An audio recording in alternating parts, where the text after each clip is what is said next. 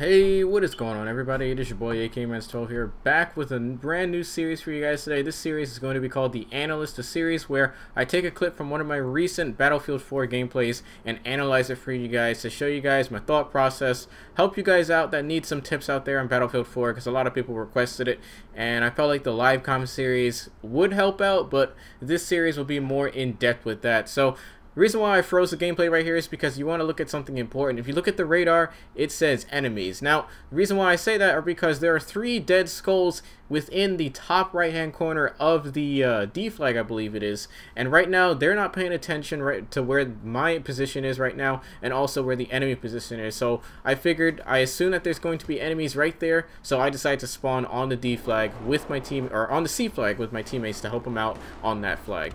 So spawning in on the flag, I actually get a lucky position. I spawn behind all the enemies, so I decided to cut through mid here, check my left hand side, make sure there's nobody on that other flag. Now let's pause it right here.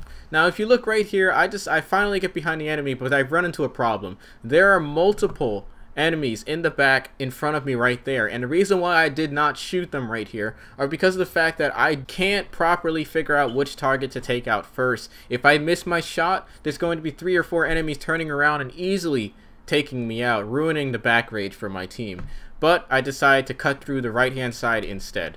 Now cutting through the right hand side actually profited me. I killed these 2 guys who don't seem to realize that I'm there, but I've ran into another problem. There's another guy shooting at me. I know that he's at the gates. I see him throw a nade. I know he's not coming from there because of the blue guy who just ran through. So I decided to take him out because he's going to be an issue. I see the one guy, but I made a fatal mistake of not going back for him. As you see, I get the Backrage on these 3 guys who are not paying attention, taking out my entire team. I helped them push up, but now I've made another mistake of not watching my back. That same guy who I decided to ignore because I could not see him comes back downstairs and takes me out, ruining my Backrage.